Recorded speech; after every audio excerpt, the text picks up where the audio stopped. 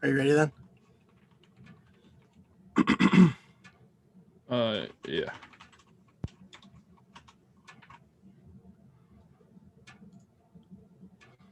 Okay. All right. 3, 2, 1. Welcome to Around the 412. We are part of allsteelers.com and proudly presented by Crowworthy, where winners are serving winners coast to coast with sports, gambling, fantasy, and more. You can follow at Crowworthy on Twitter, and you can visit us at crowworthy.com. You can also check out the Crowworthy Pittsburgh City page for podcasts just like this one, blogs by Smitty, and more. I'm Tyler, and with me as always is Smitty. What's going on, man? It's a crazy Wednesday. It is. It was a crazy Tuesday too, and that's where I want to start. If you don't mind me going off the script a little bit here. Yep. If you follow me on Twitter, you saw I lost a friend yesterday. Someone who I'd kind of grown apart with. I wouldn't consider him one of my best friends by any means, but it was kind of just it's another wake up call to not take anything for granted. And we have the pleasure of turning on these mics once or twice a week, and just you guys inviting us into your homes and just talking sports with you guys and getting away from it all. But there's a real world out there, and people lose their lives every day. And I get that. But when it hits so close to home, it's a wake up call and a reminder because, this kid was 25, same age as me. And it's kind of crazy that literally we hadn't talked in a couple of years.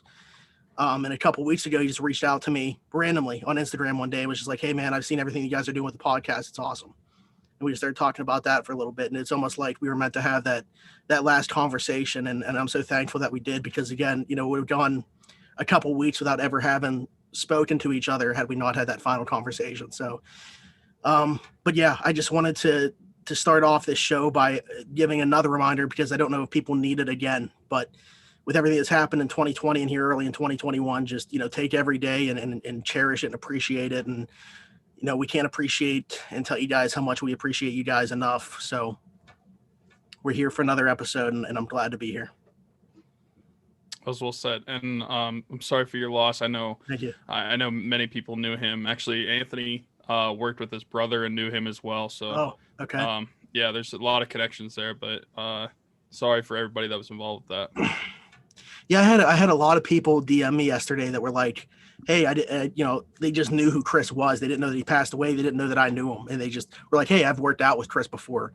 Hey, I used to work with Chris. I know Chris's mom. His mom was, involved in the educational system. She was a teacher's aide like my mom. So, just a lot of people reaching out and just, hearing the stories and how he touched their lives. He was involved in like a lot of nonprofit stuff. So, have that connection with what we do with Rocking Around the 412. He did stuff like that as well.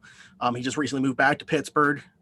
So, I just really, I hurt for his family. He has a twin brother, Spence, who you were just talking about. I think that worked with Anthony. Mm-hmm. But yeah, we're going to carry on and we'll keep Chris with us and his family in our thoughts and prayers. On a much lighter note, do you have any idea what the hell's going on with the Penguins? Absolutely no clue. By the way, I can take these glasses off. Those were just in case I started to cry while talking. Yeah, normally you only put those on whenever you're trying to pull a Cam Sutton. It's normally for my alter ego, yeah. Yeah. But no, with the Penguins, I have absolutely no idea what's going on. What happened today took me by, and not just me, everybody took me by a shock. I did not see that happening whatsoever. So yeah, I don't know about you. What if you're that surprised by it? But it literally came out of the blue. There was no chance in my mind. Like I think you said on your bingo card, or maybe someone else on Twitter said, yeah, my 2021 bingo card. Yeah, I did not have Jim Rutherford resigning 7 games into the season on my bingo card for the Penguins. It's absolutely mind blowing to me. Yeah, I mean, we're going to talk about it. You went out and actually mapped out the Jim Rutherford timeline here in Pittsburgh, so we're going to talk about that. But it's been an interesting run, but you can't take the 2 cups that he won here away. So we got to thank him for his time. It's just, it's a weird, like, I don't know if we've ever had like such a shock value moment, or I can't remember the last time that there was one that took me by more surprise than this move today. Out of the blue, he resigns, and you just wonder, there has to be like some underlying reason. Wasn't health related from what we understand. Mm-hmm. So, you can throw out the window. That's the first thing I thought of, unfortunately.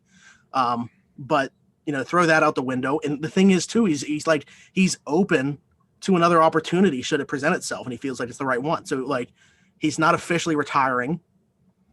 I mean, it's just a weird situation.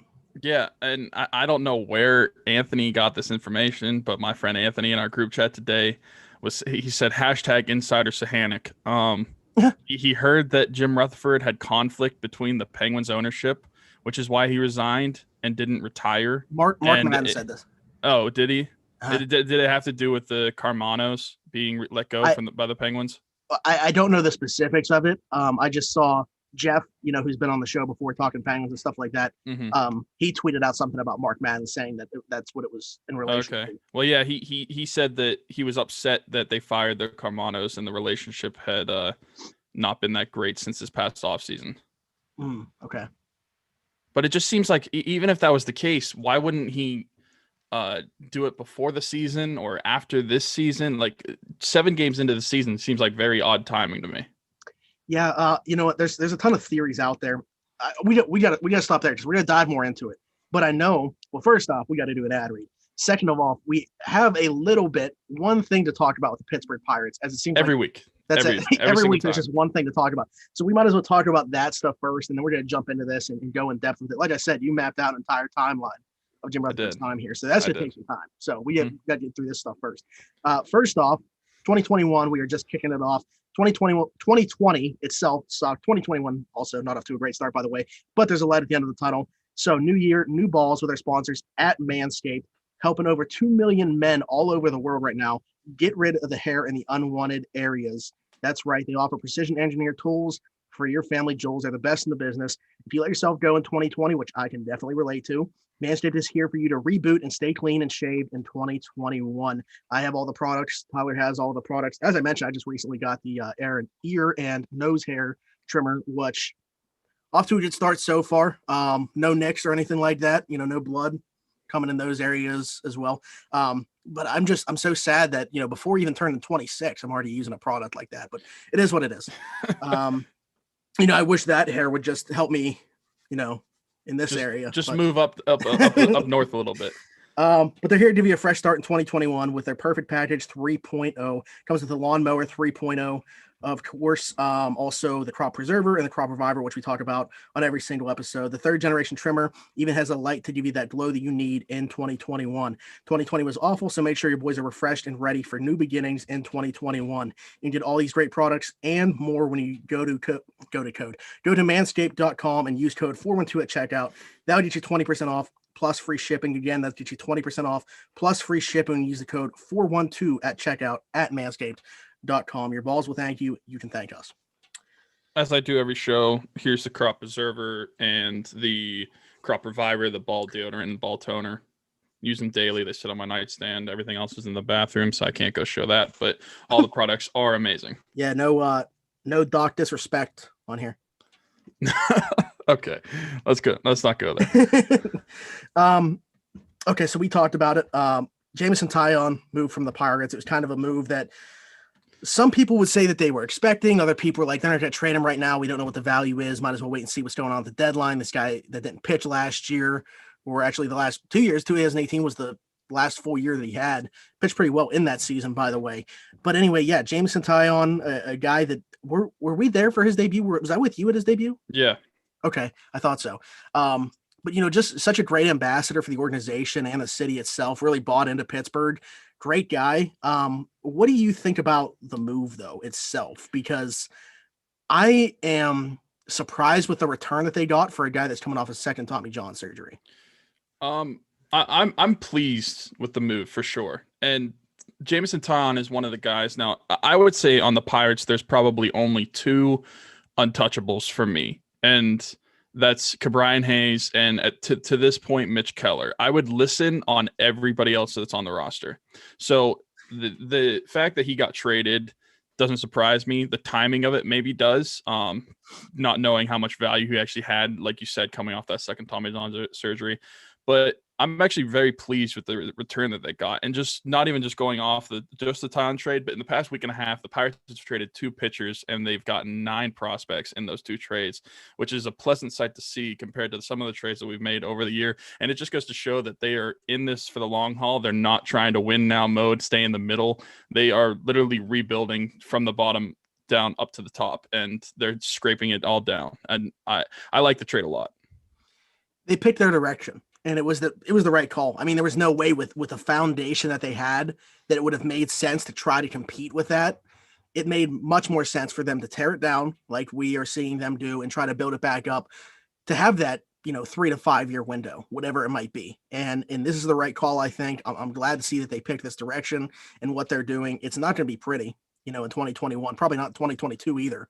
I mean, they might be shooting for back-to-back first overall picks. Let's be real. Yeah, and but you start to look at the farm system and MLB Pipeline, Baseball America, FanGraphs. There's all these sites that have varying opinions of where their farm system is at right now. FanGraphs, though, a very analytically driven website, has them as the number 4 farm system right now. And Brian Hayes is going to graduate 12 games into the season, so then he'll be off that. But number 1 overall pick, whoever that might be, Kumar Rocker or whatever direction they go, that guy's not in the system yet either. So I'm not saying that's going to cancel out by any means. Like Brian Hayes, obviously very valuable to that farm system right now. But it's encouraging to see that they're kind of back in there, because that's a spot that we have not seen them in since, right before they built up those 2013 to 15 teams. Yeah, the farm system, I'd say for the past like 5-6 years, it's been very mediocre and kind of top heavy. Like they always had like a few prospects that you were excited about within the top 10, but overall the farm system was just kind of meh. But it's nice to see them getting back and getting to a lot of prospects. I know I listed out a ton of prospects on a tweet and just said me likey. Like I'm very excited looking at all these names. And as you said, Brian Hayes, he'll graduate, and whoever it is, Kumar Rocker, whoever, a number 1 overall pick is going to kind of replace. They're at least going to be in the MLB top 100 when it comes to prospects. So it's not like him graduating is going to make it any worse. And how bad the Pirates could be potentially this year, they could be shooting for another number 1 overall pick, if not top 3, maybe. I don't know. The Pirates this year, don't expect anything from them when it comes to win total. Like I would expect 100 losses if you're a fan, and don't be sad about that. That's honestly what you want in this time while they're in this rebuild. They're full tank mode, and they're seeing it with these trades and what they started last year. I mean, getting the number 1 overall pick last year was amazing. That is kind of like what is like escalated them into this full tank mode. And this is the way a small farm system or a small market team has to get out of these lulls that they've been in and kind of been stuck in for the past 5 years or so. Yeah, I would say what you're hoping to see this year is, the guys that you expect to be part of the future, Brian Hayes, Mitch Keller, have good years. A guy like Brian Reynolds to bounce back. And then the guys that you don't expect to be part of the future play well enough where they have some trade value at the deadline. But really, it's just like, you want to see these guys go out. You want to see them play hard. But at the end of the day, you want to see them lose the game probably, because unfortunately, that's the spot that they're in right now. I know that people, are just say like they're never going to be an advocate for tanking. And, I can get that, it's about the culture. You want to build a winning culture, which I think, by the way, Derek Shelton is the right manager. I think that they got the right manager in place to do that. But they're not anywhere close right now. So those wins and losses mean absolutely nothing. It's just about seeing, like I said, the guys that are going to be part of the long-term future go out and play well. But at the end of the day, don't be looking at the wins and losses of this team in 2021. Yeah, there are a lot of bright spots. I can't think similarly to last year that you can look at and hope do well. Just overall, the team is not good. So, I'm hoping for another number 1 overall pick. That'll be great. Yeah, and just to throw it out there, like I saw people talking about like win totals, and I started thinking in my head like, man, it's very hard to lose 100 games. But assuming this is like a full 162 game season, it nothing affects the timeline with like COVID or anything like that. I think this team does lose 100 games though. Mm-hmm. I think we said a week or two ago that we put the over under at like 105, and I said under, but just slightly. It would be like 102, 103 losses, something like that. And it's funny because it's actually hard to lose 100 games. Like you hear that all the time. People say like it's not an easy thing to do, but I think the team is very capable of doing that. I just don't think they're very good. I mean, look at the rotate. Like, okay, so we're talking about this tie-on deal, and we should probably mention what they got back in it. By the way, I don't think that we did that yet. Prospects: Miguel, is this Yajure? Yeah, Miguel Yajure, Ronzi Contreras, and they're both pitchers. Infielder Michael Escato, and outfielder Kanan Smith. I'm very excited about him. Kanan Smith? I think that's the guy that has the highest upside in this deal. So Miguel Yajure actually made his MLB debut last year, pitched very well in the minors, obviously, before getting to the majors. But this Smith, the outfielder, he was the Yankees prospect to watch coming into the season when he was, obviously still in that organization. So this could be like, people are expecting this to be a breakout year for him there. Hopefully that exact same thing happens in Pittsburgh. This is the guy that I think makes this deal for me. And again, I don't think that you can have winners or losers on this deal right now. Taillon's, supposedly fully healthy. He's going to go out there and be like the number 3 for the Yankees, back with his former teammate Garrett Cole, which is awesome.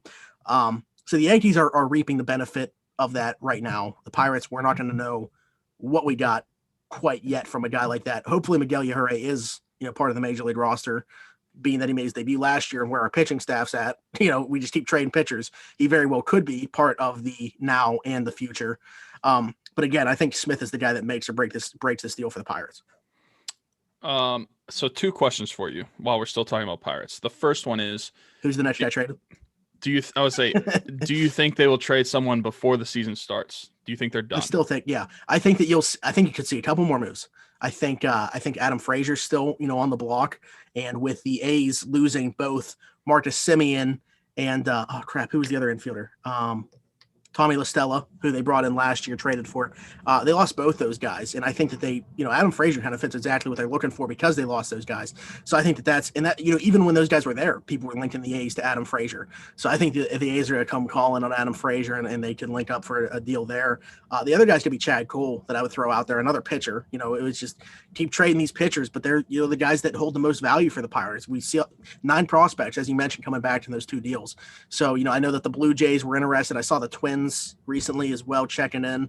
So I think both those guys you could monitor. And then, of course, I think it makes more sense to wait until the deadline for the relievers, but we could see teams calling on those guys as well, like a Richard Rodriguez and stuff. Do you think there's any chance that Gregory Polanco will ever be traded off this team? The thing with him is, and we talked about having no clue what Taillon's trade value was, and they still got a pretty decent return in our minds for him, despite the fact that he hadn't pitched in a while.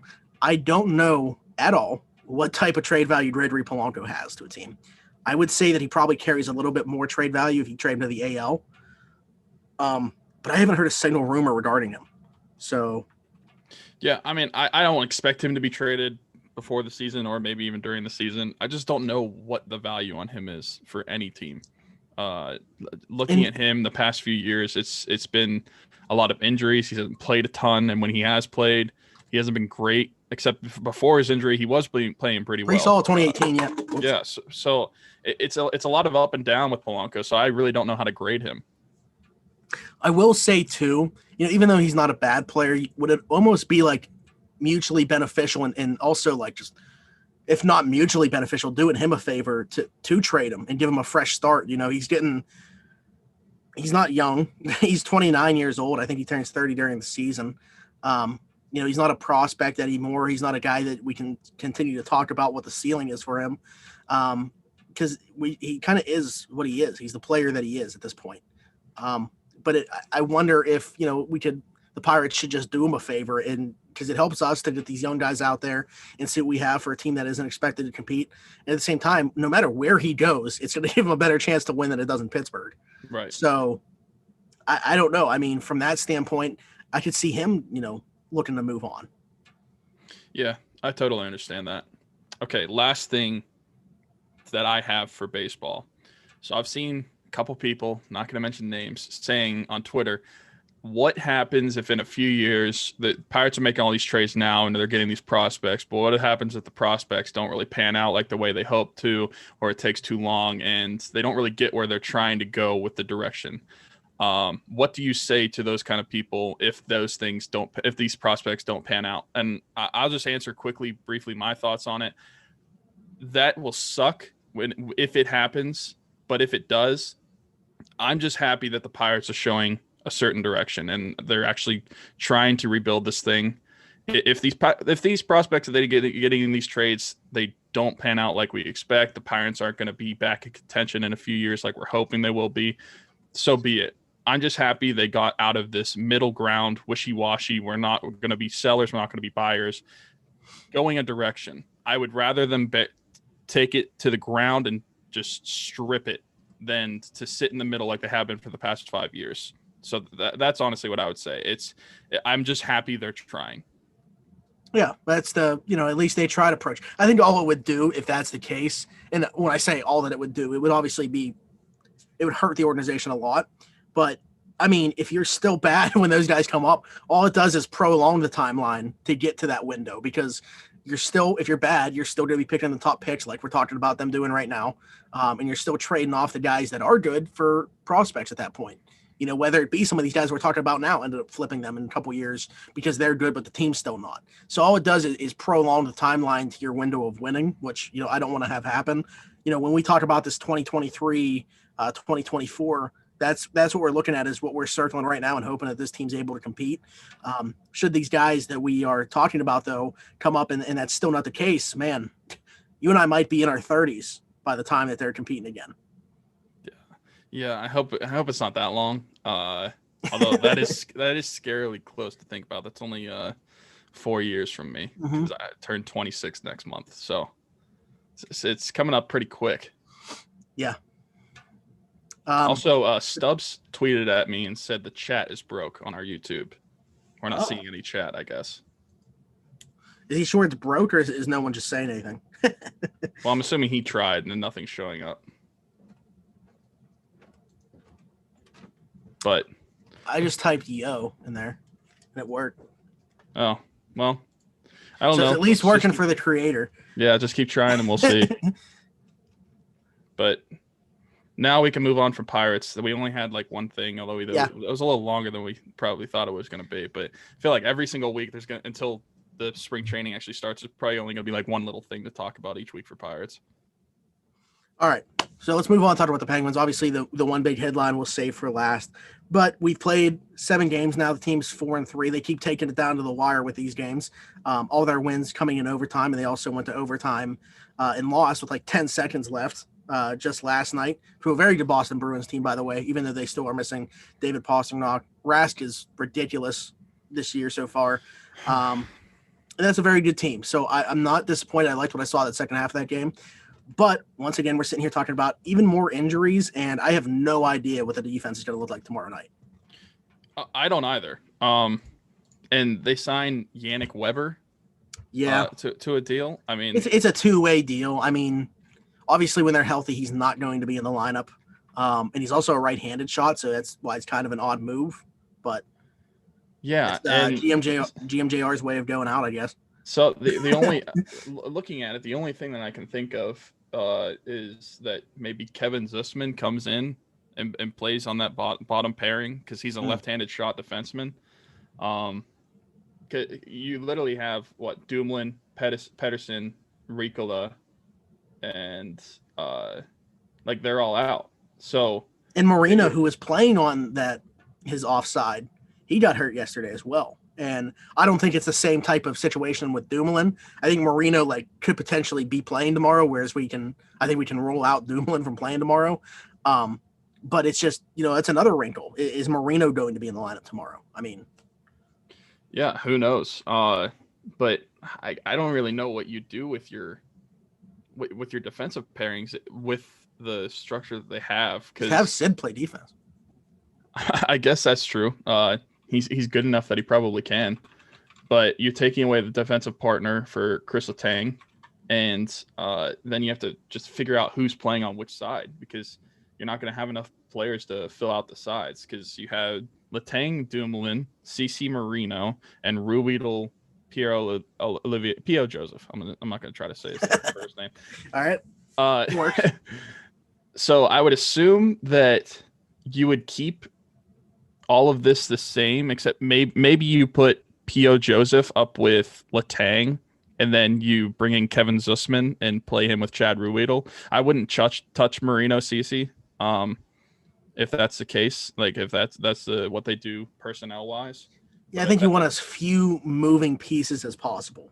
Yeah, so if those guys have been playing together me for a couple personally, games, me personally, I trust Chad Ruhwedel to hold he's down been that bottom probably their pair. best defenseman. Yeah, so I trust him to play with Kevin Zussman, and then I would put Pierre-Olivier Joseph with Chris Letang on the top pairing, probably. You know what? Actually, I was about to say Ruhwedel's been their best defenseman, but if you're taking into consideration like the amount of time that they've played doesn't matter, Pio Joseph is off to a great start in his career as well. Yeah, I was saying it last night to my mom because my mom actually is like really into hockey like now, and she just like likes talking to me about it and asking me questions while they're playing and stuff. But I told my mom, what's up with like Schulte leaves the Pens and now she's into the Pens? No, she's been into hockey, but like now she's like actually like sitting down and like asking me questions during the game, trying to understand certain things. But I told her last night that I don't think that he should come out of the lineup even with everybody's fully healthy, at least the way he's played in his first couple games. Yeah, I agree, but I don't know. I mean, because Ritola came in and he wasn't playing bad either, but I would definitely play Pio Joseph over him. But, Mike Matheson, like when we thought that he was healthy stretch after just a couple games, like, wow, they don't have that long of a leash on this guy. But it was because he was hurt. Like, I think that when healthy, considering the contract he's under and everything like that, he will play. Obviously, Brian Dumoulin, when he comes back, he's going to play. And Marcus Pettersson, yeah, he would probably play too. So eventually, I feel like the dam's going to burst, and one of those guys would have to be moved if you want to get Pio Joseph in there as an everyday player. Mm-hmm. But which one is going to be? I don't think it's going to be Dumoulin. So between Matheson and Pettersson, who would it be? The person that's going to move him might not even be in the organization right now. So that's true. That's very true. Man, I don't know, because Pettersson playing real well too. I'll tell you, I don't know if it's just what it is. Hopefully it's just a small sample size, but I think we could look back to once the injury happened to now, Brian Dumoulin has not been the same player. No, he hasn't. He's been very mediocre to start the season so far. I mean, well, his defensive pairing partner as well, Chris Letang. Yeah, the whole first pair. They haven't been good. So, but I wouldn't think the Penguins would move him just because of this slow start, though. No. I don't know. It's, to me, it would be between Pettersson and Matheson if you're looking to move a defenseman to get Pio Joseph in there every day. But then again, we don't know how long these guys are out. They said longer term for a couple of these guys, Dumoulin. But Matheson's looking like he's worked his way back already. Mm-hmm. So I don't know if he's ahead of schedule or this is kind of what they expected. Because, I mean, who knows what longer term is? I mean, they could have just been talking about a couple weeks, which – he just started practicing again as a non-contact jersey. If he misses the rest of this week and maybe half of next week, I guess that would be, a couple weeks since he got hurt. So that could be considered longer term, I guess. But I'm just thinking when you put longer term on it, I'm thinking this guy's out for like a month. Yeah, I would think at least a few weeks. So, I don't know. The defense is definitely an issue. Maybe that's why GMJR just dipped. He just looked at it and said, like, deuces. I'm out. I don't want to deal with this. Yeah, I saw you tweeted that. No, yeah, I don't know. Let the speculation is going to run wild. But with how open GMJR is about everything, like I don't see a way that this stays contained. True. He was a very candid guy whenever he was the GM of this club. He did not try to keep it close to the chest. He just spoke his mind. But before we talk about Jim Rutherford, just as a season as a whole so far, these 7 games, what is your perspective of the Penguins? How do you think they are as a team and how they've performed? They got to come out of the gates faster. I think, you can't keep falling behind, especially against really good teams like Boston. Like the fact that they were able to climb back and get a point yesterday. Again, I think you got to give them a lot of credit for the way that they played that second half of the game.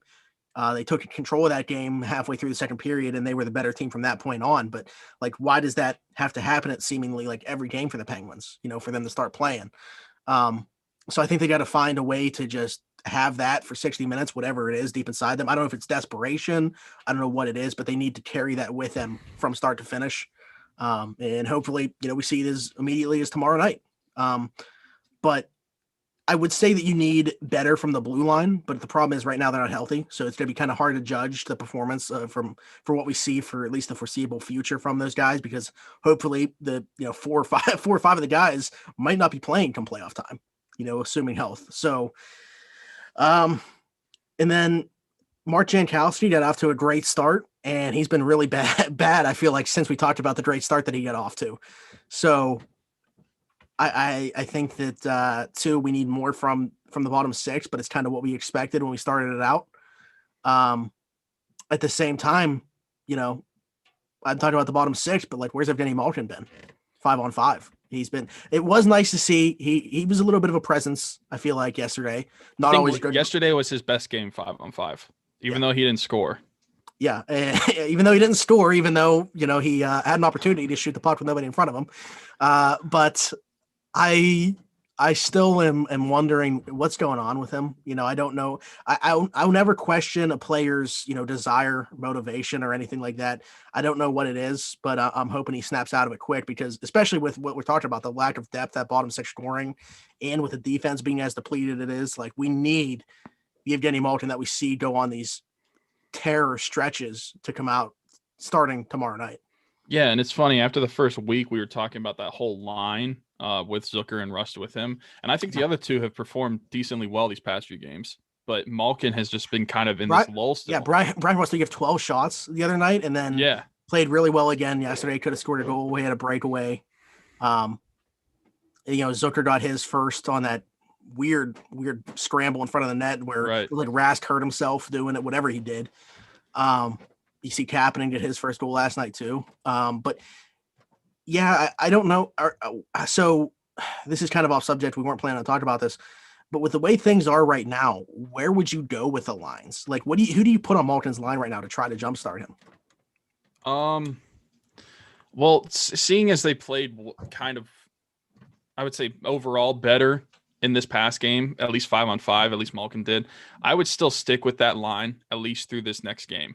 Okay. And if it doesn't go from there, then I would want to put Jake on Malkin's line, because when we saw Sid be out last season, whenever he had his abdominal surgery, those two played very well together. Zucker was really good with Sid. So yeah, so I would go and put Jake onto Malkin's line if this slump continues to happen, because you've got a guy. He's out there getting older, but he's not going to slow down that much. This guy's still like a top 15, 20 player in the league.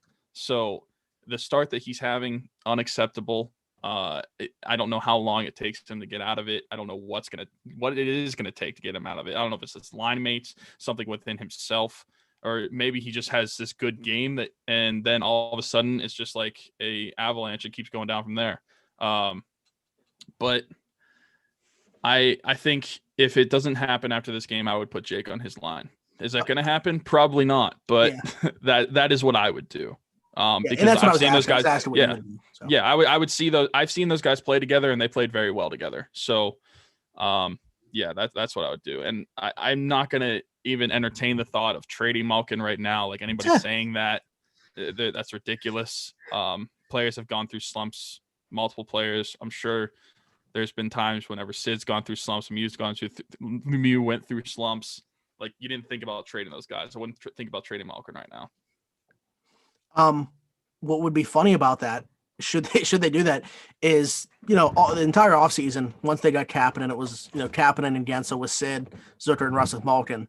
If they make that switch, it's going to be the complete opposite. So yeah, because we already see Russ with Sid right now. Who knows? Maybe it will work. And if it works, stick with it. I'm not set in stone of having Sid play with Jake every single time. I know that they can play with other people. And obviously that's a good combination that you like to have, but that is only the case if the other lines are all clicking on all cylinders like they are, which they aren't right now. You need Malkin to get a fire under him, and maybe Jake will do that. Yeah, I agree. I don't know. Yeah, I just, again, I think it goes back to what can the bottom six provide for this team. Brandon Tanev's a ridiculous player, by the way. Like everything that he does, even when he's not like scoring, like we saw him score a couple of goals to start out the season. It's like, man, is this guy going to be, is he going to have a breakout this year and score 20 plus goals? But he doesn't need to do that to be a valuable player. You see what he does on the penalty kill. Not that I care about the hit stat, but the fact that he's always doing something to help your hockey team. And he plays valuable minutes. I think that's the thing that people don't talk about enough is they trust him to go out there in the final few minutes of a game. And you don't see guys in the bottom six always have that type of faith from their coach. Yeah, as I've said before, we really questioned whenever he was signed to a 6-year, $3.5 million per year deal. We're like, why is Brandon Tanev worth this much for this long?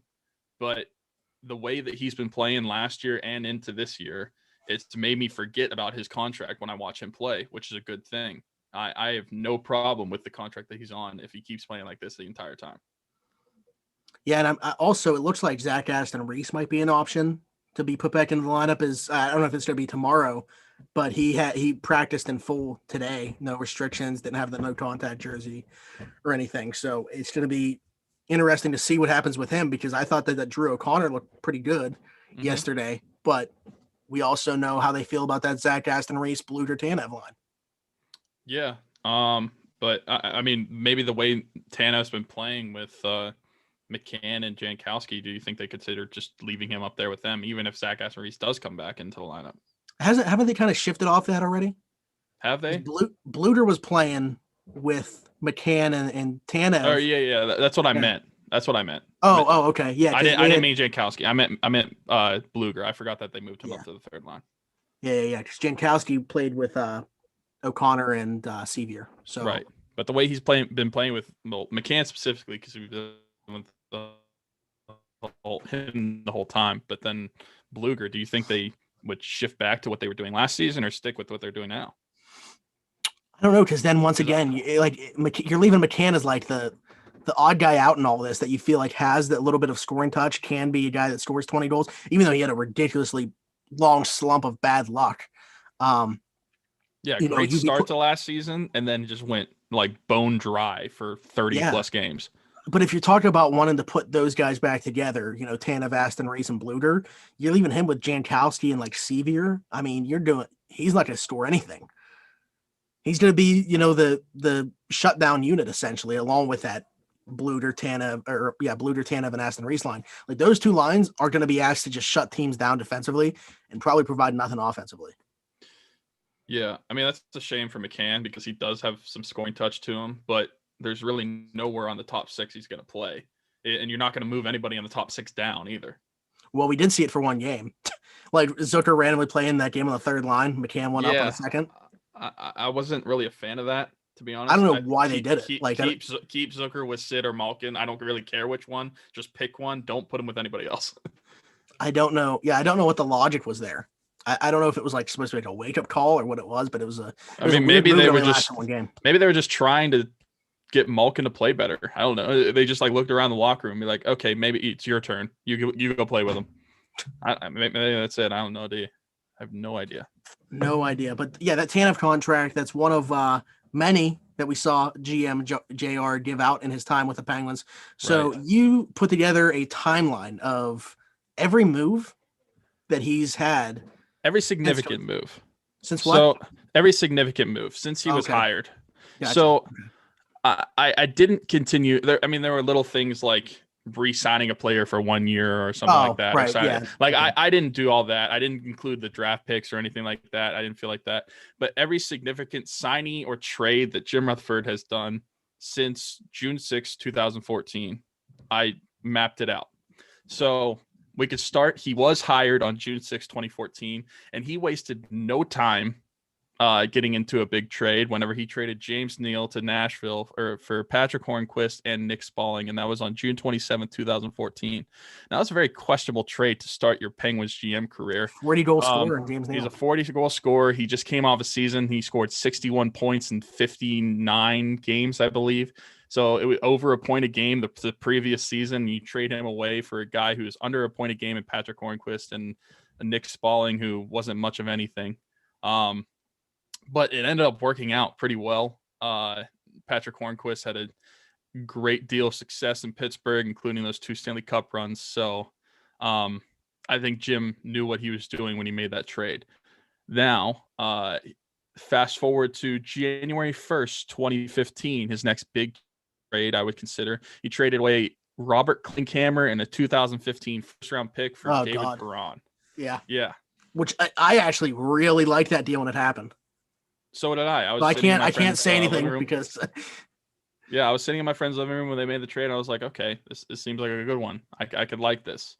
Dave Braun didn't really work out here, but he did end up in another trade that we will get to soon. Then March 2nd, 2015, JMJR traded Simone Dupre for Ben Lovejoy. And another move people weren't a fan of.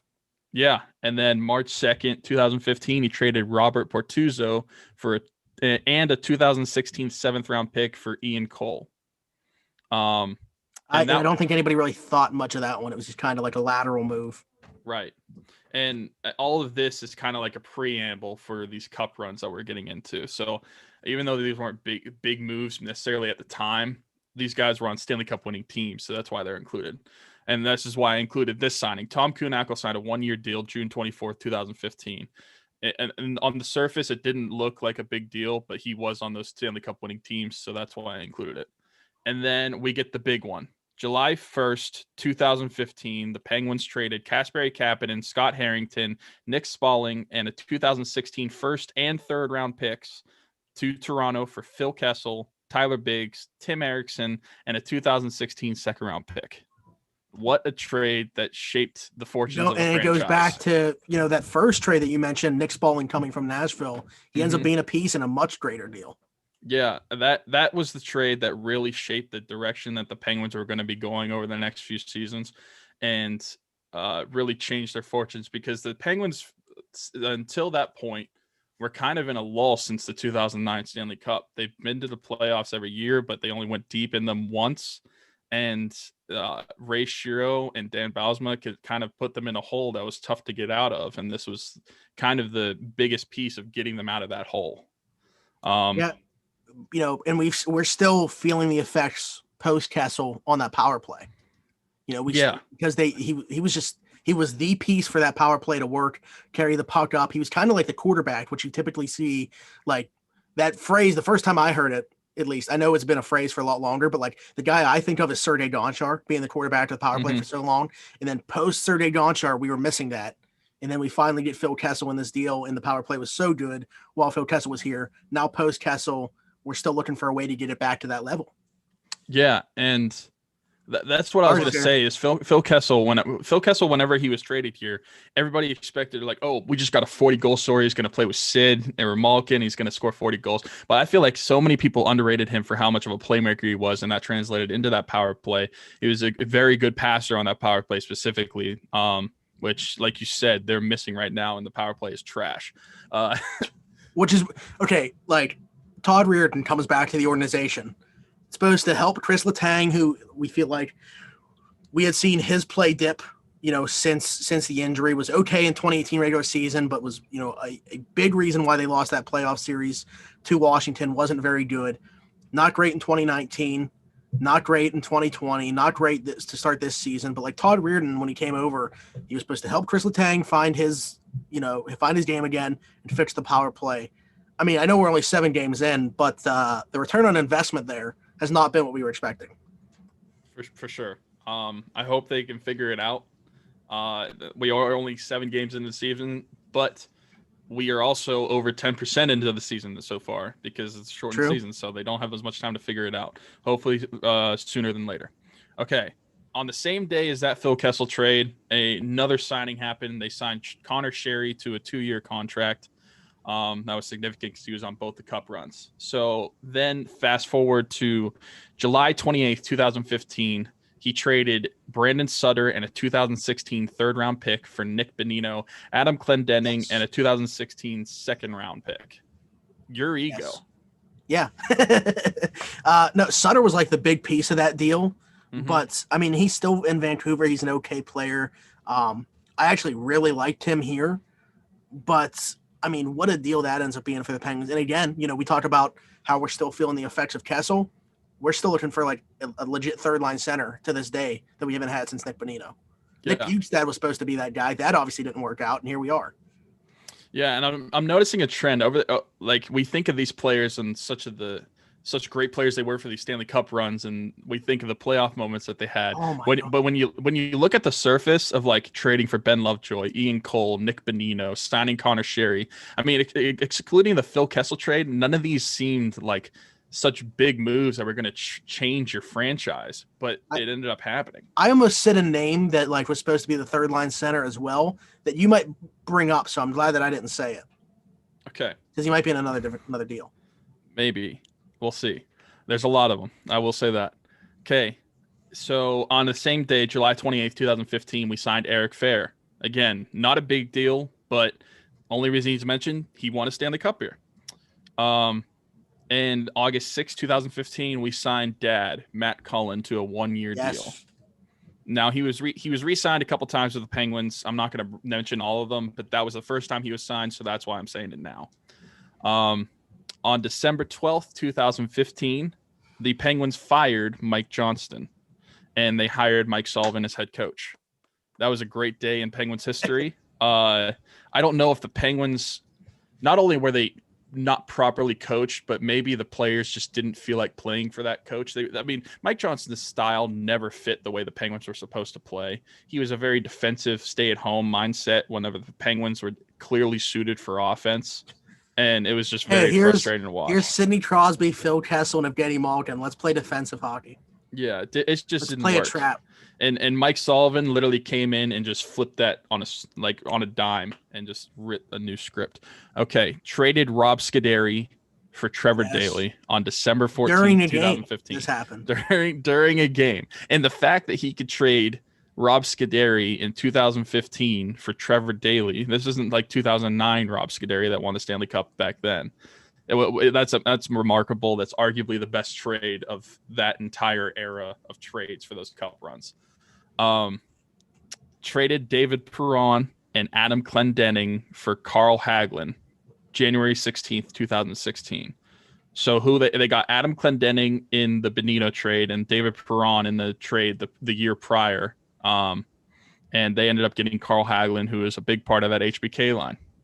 Yeah, that's still my favorite line that I've ever like. Even over Sid and the Kids, I would pick the HBK line over them.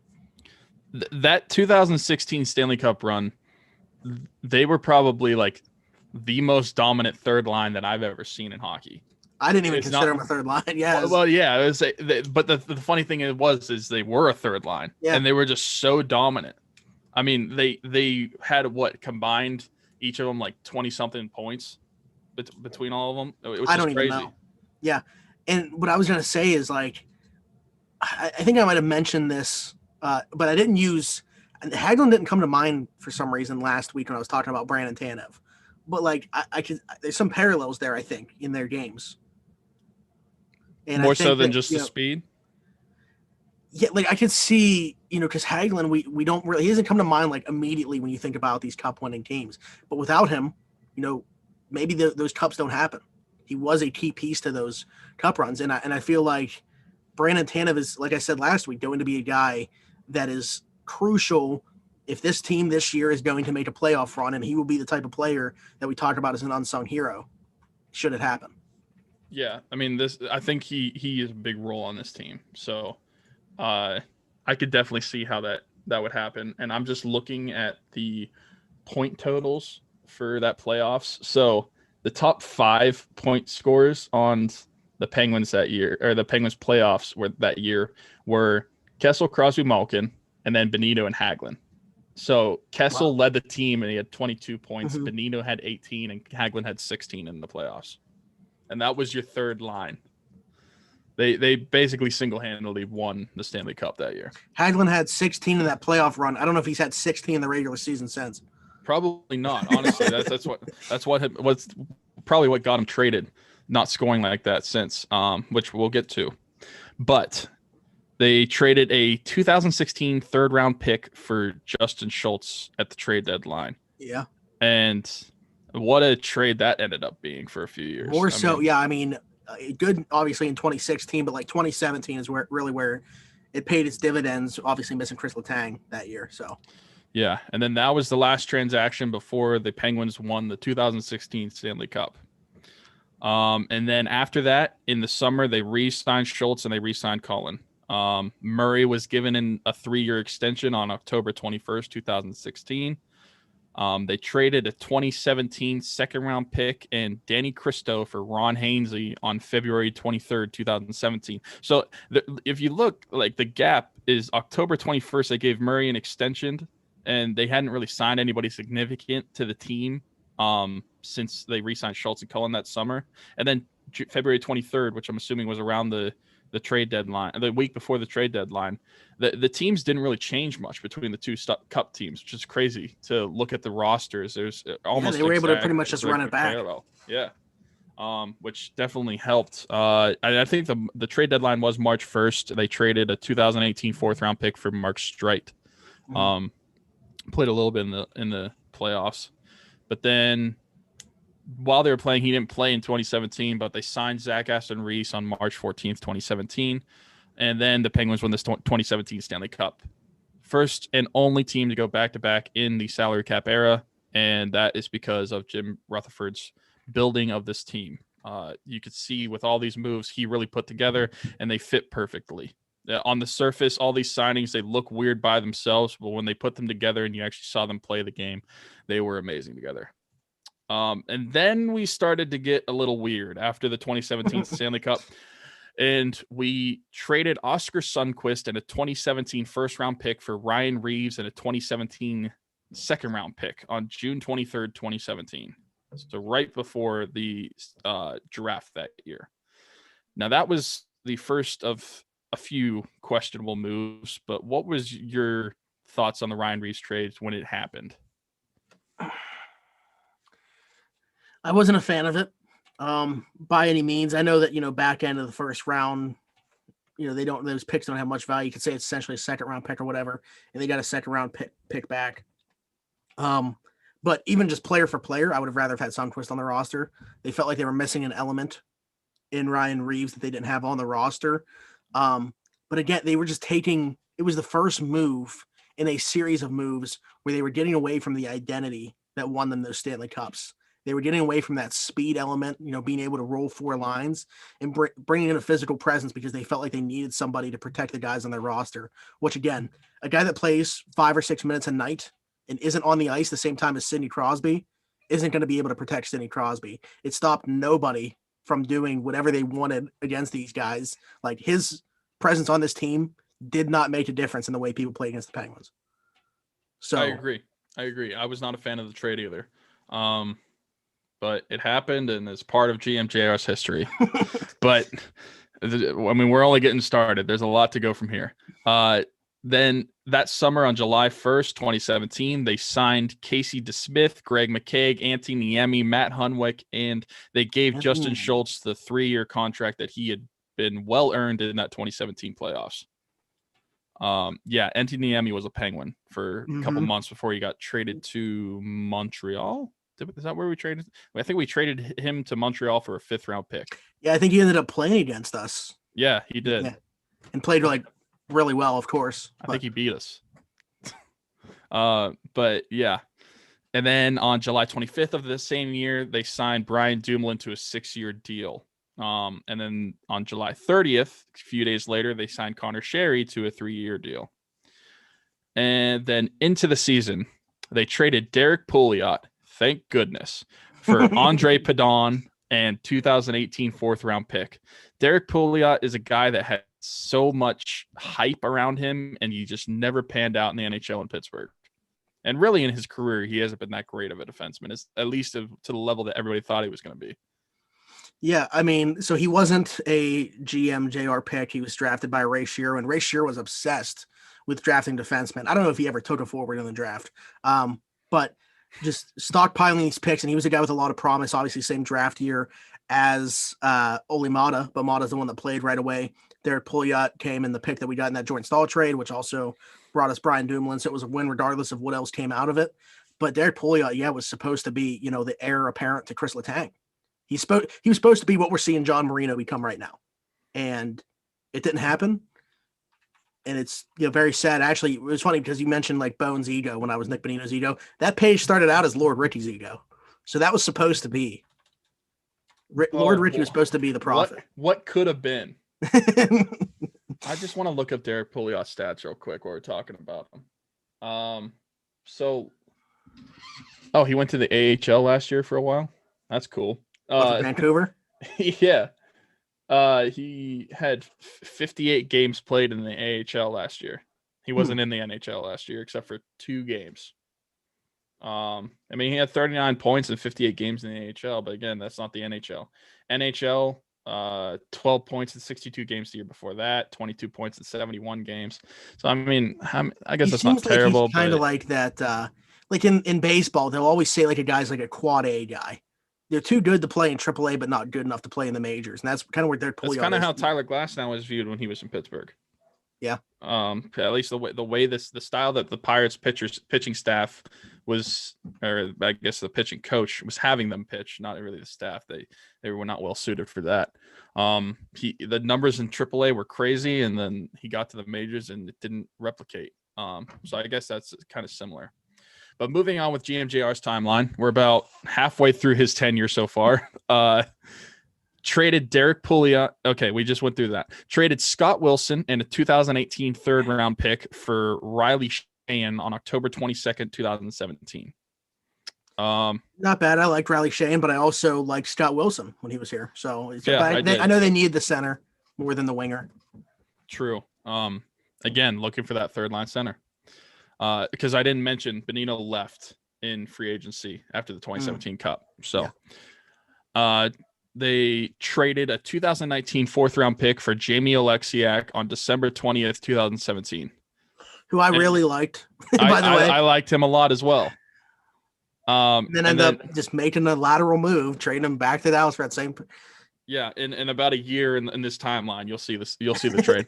And then fast forward a couple months, and the big trade happens. The Penguins traded Philip Gustafson, a 2018 first-round pick, and a 2019 third-round pick to Ottawa, and they traded Ryan Reeves and a 2018 fourth-round pick to Vegas for Derek Brassard, Vincent Dunn, Tobias Lindbergh, and a 2018 third-round pick, and that was on February 23rd, 2018.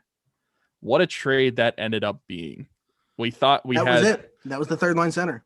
Yeah, that was our third-line center that we thought we had. When you looked at the depth of Crosby, Malkin, Brassard, looked at and then Sheahan, who was still here at that time, right? Like bar none. It's not even close. Yeah, he was going to be our fourth-line center. You look at that depth, and you'd be like, that you can't match that. And Derek Brassard ended up having probably one of the worst tenures as a Penguin I've ever seen, at least in recent years. It just never worked out for him. And I know he said after he left the Penguins that he didn't play enough or something like that. And I'm like, listen, you got Crosby and Malkin in front of you. What do you want?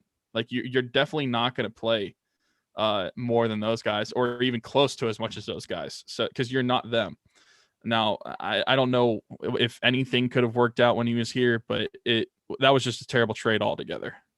Because it really negated that Ryan Reeves. Like, you got Ryan Reeves to protect you, and you trade him less than a year later when you traded a first-round pick for him. That whole trade, couple of trades of that year was just an entire mess. Okay, moving on. A couple days later, February 26, 2018, we actually were recording a podcast when this happened. Or actually, we just finished, maybe. No, we were recording. They signed Patrick Hornquist to a 5-year deal at like $5.3 million per year. And I remember recording. You were not the giant fan of how much he was making, or not how much making, how long it was, 5 years or something like that. Mm-hmm. But yeah, so that happened then. And then they signed that nothing happened. They lost in the second round that year to the Capitals. Yeah, Capitals. That was the 3-peat year. I was at the game where they got eliminated, so that was fun. But then fast forward June 26, 2018, Brian Rust, our boy, friend of the show, signed a 4-year deal with the team. And then a lot of crazy again happened. Connor Sherry and Matt Hunwick were traded to Buffalo for a 2019 fourth round pick. That was on June 27, 2018. Yeah, I mean, I'm obviously not the biggest Connor Sherry fan in the world or anything like that. Well, he was valuable for those cup runs and everything like that, but he was an asset, and you could have gotten much more for him in a deal, but you couldn't because you had to package him with Matt Hunwick just to get rid of Matt Hunwick. So that sucked. Yeah, one of the many bad signings that we've had with Jim Rutherford. And then arguably the worst, I don't even think it's arguably, the worst signing he ever had happened 4 days later. Jack Johnson signed a 5-year deal with Pittsburgh on July 1st, 2018. That by You know what? far is Might the as well worst have kept signing, I Matt think. Hunwick and not traded Sherry. Exactly. I think by far that is the worst signing that he had while he was here. Worst move, trade, signing, whatever. I think that was the worst one. Yeah, you're not going to get a disagreement here. Obviously, I mean, have very few good things to say about Jack Johnson, the player. I mean, obviously, we hear nothing but great things about him as a person, everything like that. And it's not all his fault. He didn't sign himself. He didn't play himself 18 minutes a night. But that's what happened while he was here. So that's what makes it one of the worst moves, if not the worst move in Penguins history. Yeah, it sucked, and so did he. But moving on, we traded that year in November 14th, 2018. Now, this trade was a weird feeling for me. Wasn't really a huge fan of it, even though he wasn't really producing at the time. Traded Carl Hagelin for Tanner Pearson. Mm. It just kind of, I feel like that kind of messed with the feng shui of the team a little bit. Not even like on the ice, but Yeah, like we it just know seemed weird after that we point. heard about guys being upset about it in the locker room. Even though Hagelin wasn't producing on the ice, he was a huge part of, like you said, the morale of the team and the locker room and just the culture that they had built. So, I know guys were not happy about that move. Yeah. And funny thing, I didn't list it because it didn't actually happen, but at the trade deadline, Jim Rutherford actually tried to trade for Carl Hagelin, Mm-hmm. and they weren't allowed because they can't trade for someone that they had already traded for in the same season or something like that. Hmm. Or there was something blocking the trade, but he had tried to trade back for Carl Hagelin at the trade deadline. And then December 3rd, 2018. Now, in a lot of crap, this is actually a good trade. They traded Daniel Sprong for Marcus Pettersson, Yeah. which that was actually a really good trade. Marcus Pettersson's been a really good defenseman for the Penguins the past few years, so I'm really happy with that. And later that month, they signed Jake Gensel to his 5-year deal, which he's currently on and will be on, and hopefully sign another one after that and be on for a long time. Then January 28th, this is what you were talking about a little earlier. January 28th, 2019, Jamie Alexiak traded for a 2019 4th-round pick from the Dallas Stars, the pick that they traded to them. They rented Jamie Alexiak for a year. That's what happened. Yeah, they got literally the same exact pick. And then on February 1st, 2019, they traded Derek Brassard with Riley Sheahan, a 2019 second, and 2 2019 4th-round picks for Nick Bukestad and Jared McCann. Now, I was really excited when this trade happened, and the way that these guys actually came to Pittsburgh like the day of, and we got to the arena like with like 20 Red minutes Bulls and before puck drop. energies. Yeah, that it was actually a really funny video, and McCann obviously still on the team. Bukestad isn't with us anymore. But that's the thing is when the trade went down, it was like Bukestad was supposed to be the bigger of the two pieces for us. Mm-hmm. He used to be the third line center for now and the future, and he's just kind of tapping into that potential. He's your ideal third line center, 6'6", like just a massive human that's pretty skilled. And again, injuries and everything all put together, it just didn't pan out. Yeah, and I mean, he wasn't. I wouldn't say he was terrible with the Penguins. It's just like you said, just didn't really pan out. But Jared McCann's still on the Penguins. He's still productive player for us, so that was good. Tanner Pearson, who was traded for Carl Hagelin, we traded him for Eric Gabranson on February 25th, 2019. Another questionable trade for an overpriced, underperforming defenseman. Don't really know much to say about it. Another, that Jack Johnson mold, like a former, 3rd overall pick that never played like that type of player, or for a very short period of time. Because again, Jack Johnson was okay at the start of his career, but yeah, it was kind of like in that same mold where, for whatever reason, we thought that we could make them a reclamation project and fix them here. And I think it all goes back to like man, like Schultz, with what the Penguins were able to do with him, it gave them so much confidence that any defenseman that they brought into the system would perform well. Yeah. And obviously that did not happen. Because as you'll see, he was even though shortly. even though in that playoff series against the Islanders where we got swept, I think Branson might have been their best defenseman in that series. Yeah, I don't even think I mentioned the trade, but I didn't write down the trade, but they eventually traded Eric Branson for it was a 7th round pick and something else, I think. Had some prospect player. I'm really useless, but he was short-lived with the Penguins. Then in the summer of that year, they traded Oli Mata to Chicago for Dominic Cahoon and a 2019 5th round pick. Dominic Cahoon, the best player in the NHL. True, very true.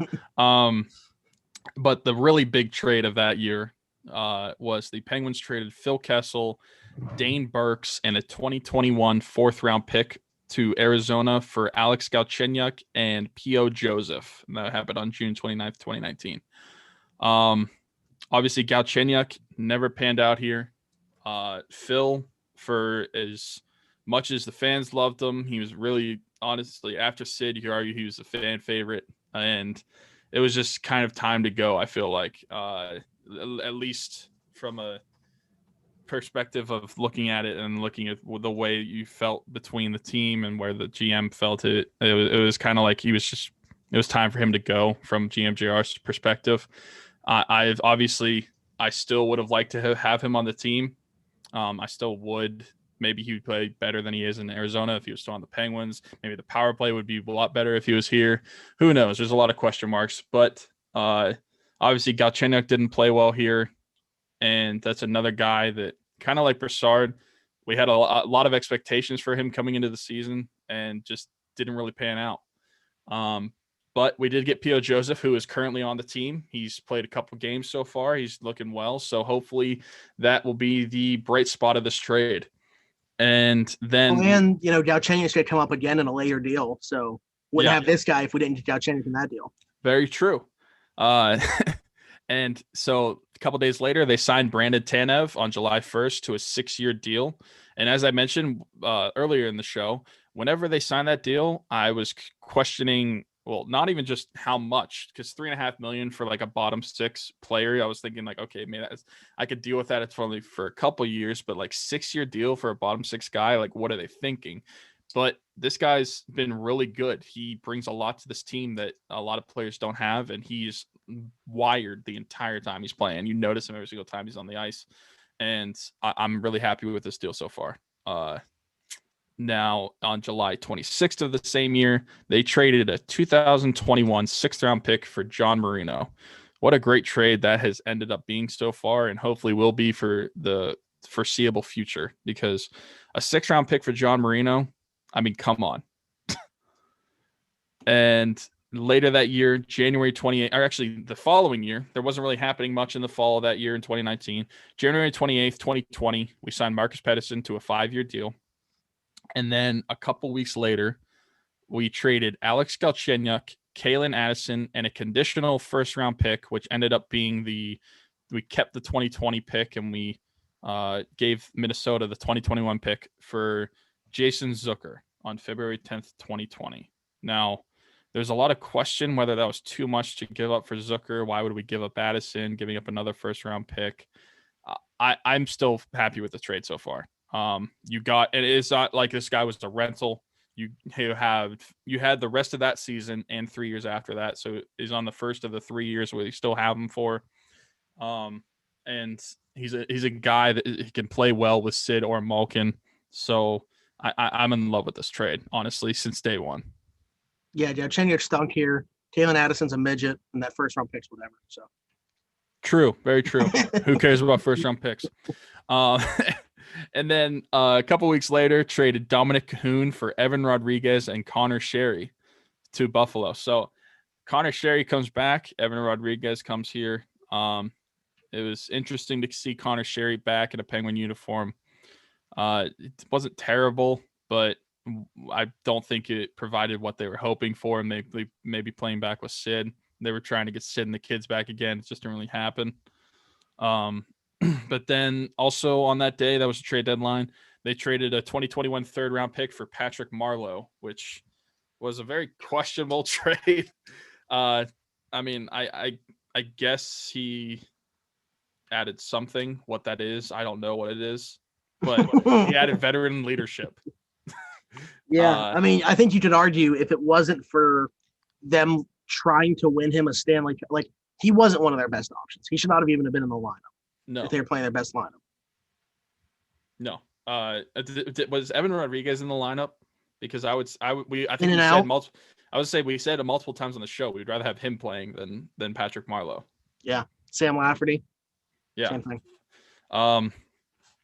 But then the season got halted. We had COVID, quarantine, all that stuff. Penguins I don't even think I can say first rounded. They got first play-in by Montreal. And then we get to the offseason, and which is weird because the offseason is starting in August now. But on August 25th, 2020, they traded a 2021 first round pick, Philip Holland, or 2020 first round pick, excuse me. Philip Hollander, Evan Rodriguez, and David Warsofsky for Kasperi Kapanen, Pontus Aberg, and Jesper Lindgren. Now, there was a lot of people questioning this trade at the time. Was it too much to trade for a guy who's playing on the third line in Toronto?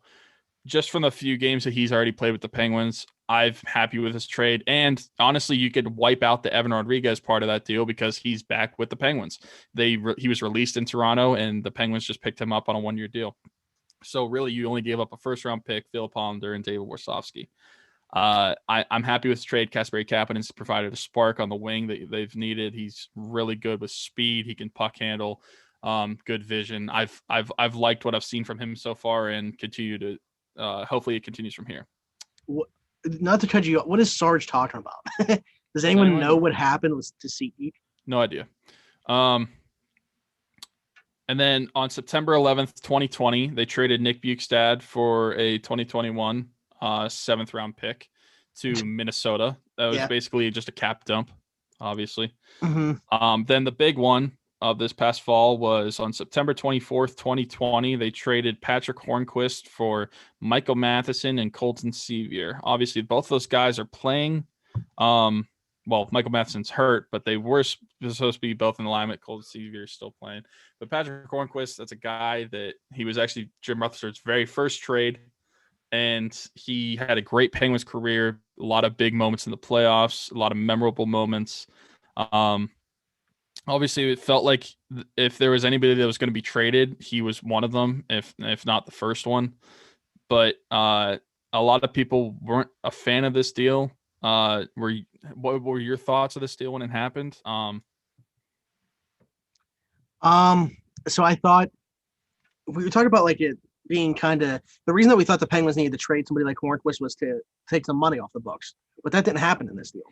You know, Mike Matheson, a guy that's on a long-term deal and he's not cheap, and then Colton Sevier's added salary as well. Like it was a wash, and I think the Penguins actually added a little bit of salary in this deal.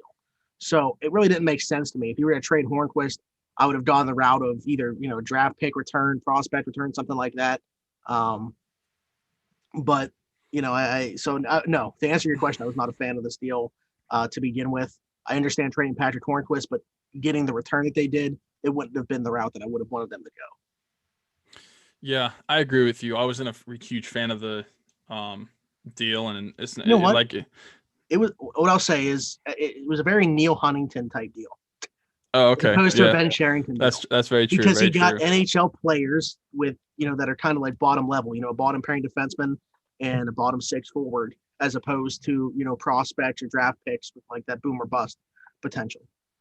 Right. I wasn't a huge fan of this trade, and not for the fact that it was trading Patrick Hornquist. I was okay with the idea of that. It's just the return they got, like you said. I would rather have gotten picks or prospects, some younger guys. Just gotten rid of the salary. Yeah, exactly.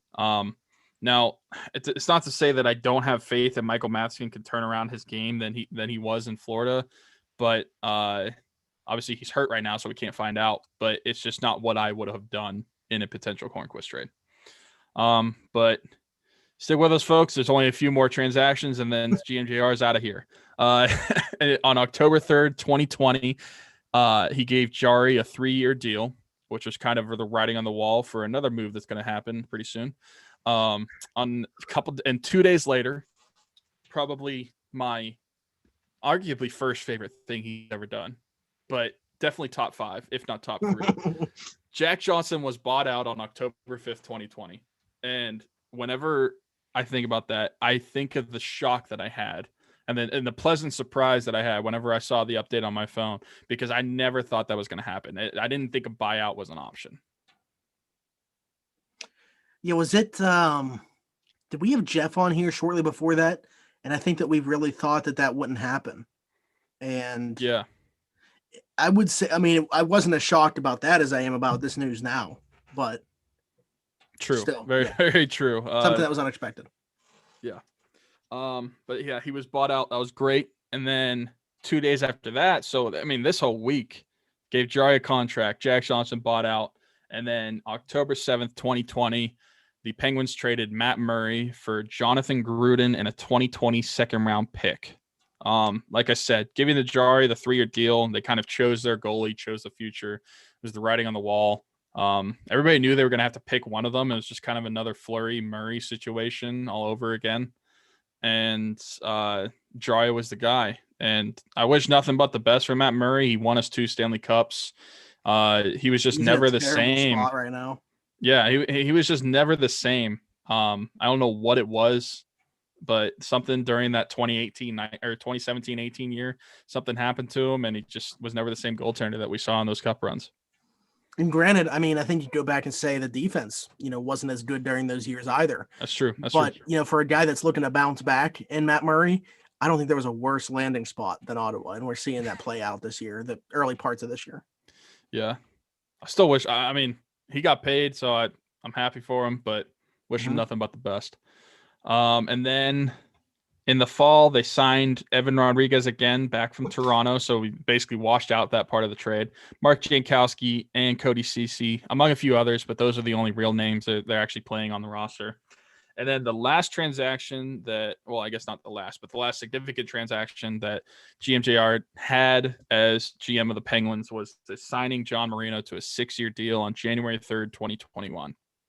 Mm-hmm. And that comes to an end of the significant transactions during his tenure as Penguins GM. There's a lot of good and there's also a lot of bad within there. So overall, I would say Penguins fans, and just I was going to say myself included, but obviously I'm a Penguins fan. I mean, I'm thankful for GM JR. I know that there was a lot of things that really made us mad and confused about what he was doing.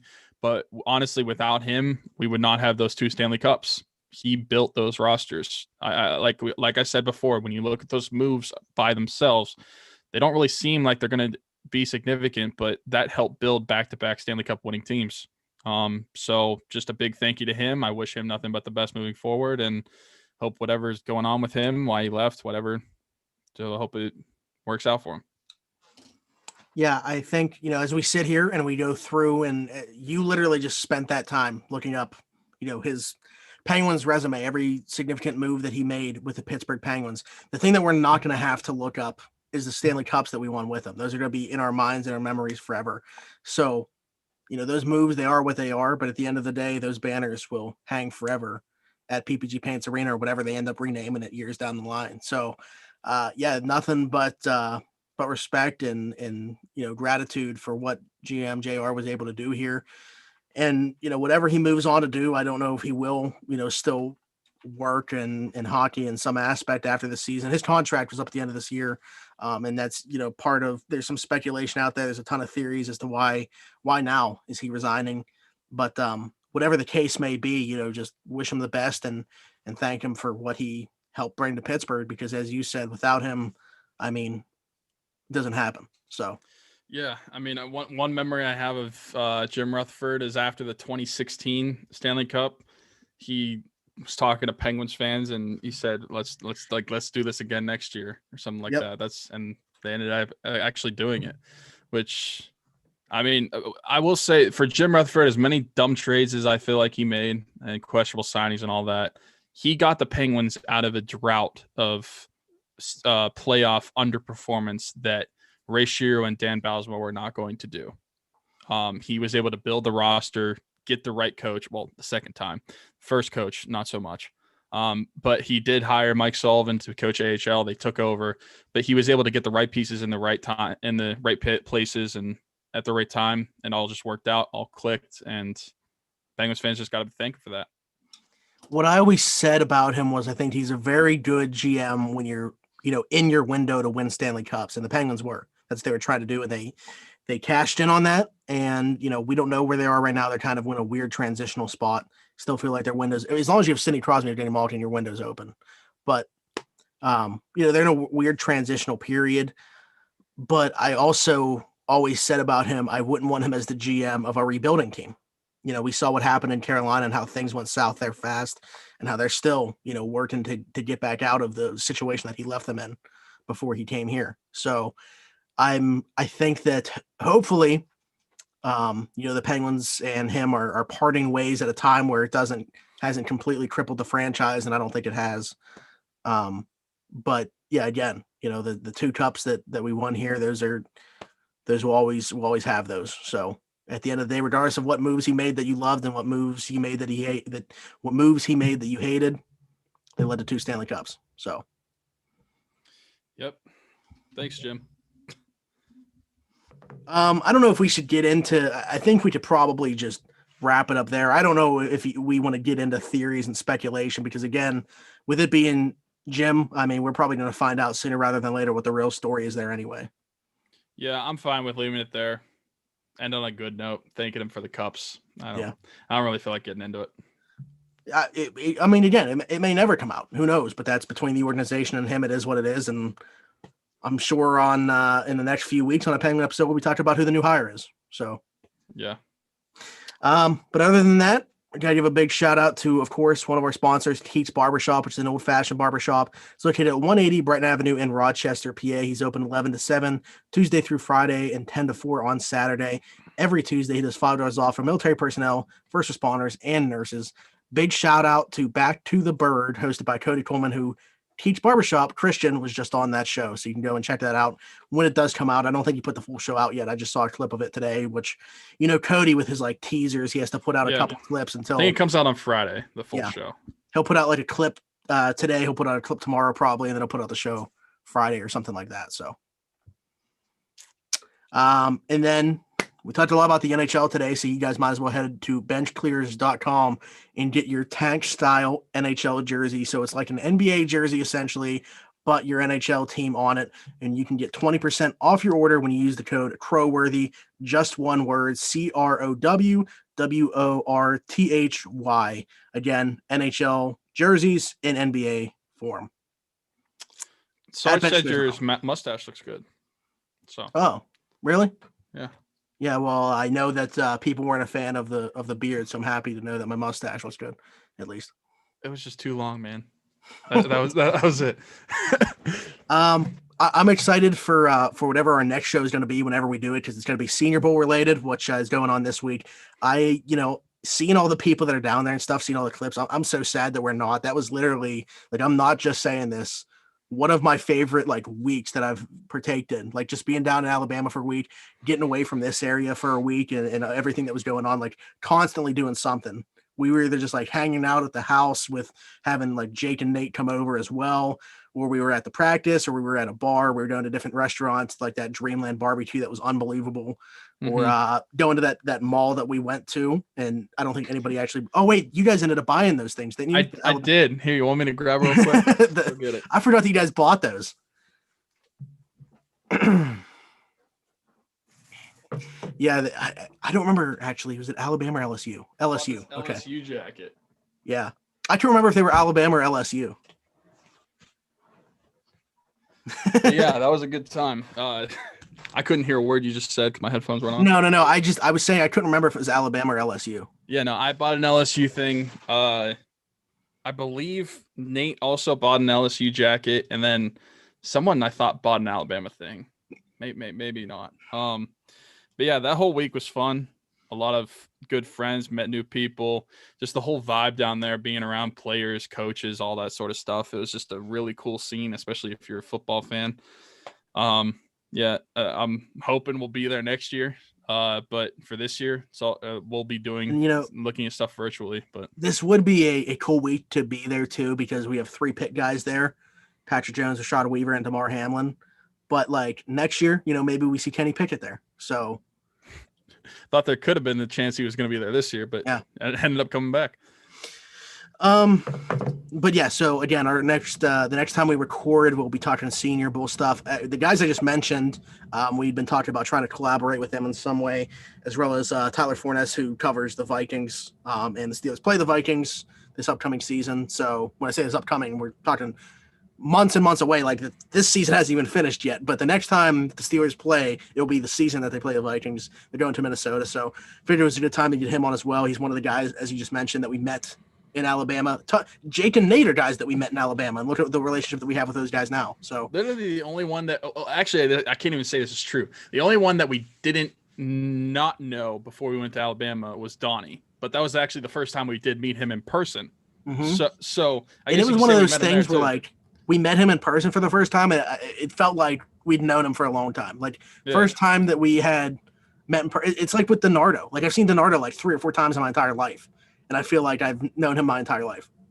Yeah, I remember the first thing I said to Donnie was, "It's such an honor to be in the presence of a Sports Illustrated writer." Yeah, for some reason he always hates that. Yeah, I know. But anyway, so stay on the lookout for that. We always say this, but we appreciate you guys for tuning in again. Remember my opening message: do not take life for granted. Tell everybody that you love them, because you don't know when it will be the last time you get to tell them that. Thanks for listening to Around the 412. This has been a presentation of Crowworthy. Winners are serving winners coast to coast with sports, gambling, fantasy, not for a while, and more. Follow us on Twitter at Around the 412. Follow them at Crowworthy. Visit the Pittsburgh City page for podcasts like this one, blogs by your boy, and maybe somebody else on the show very shortly, and much more. Until next time, we'll see you. Bye-bye.